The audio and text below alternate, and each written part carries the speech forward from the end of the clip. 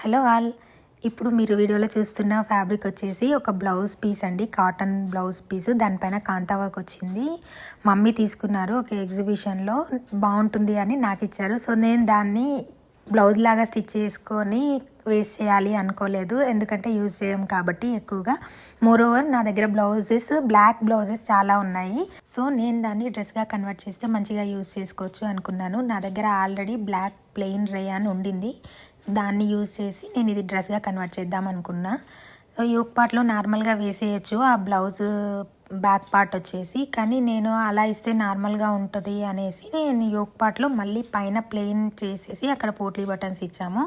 Hands వచ్చేసి ఇలా చిన్నగా పఫ్ హ్యాండ్స్ ఇచ్చాము.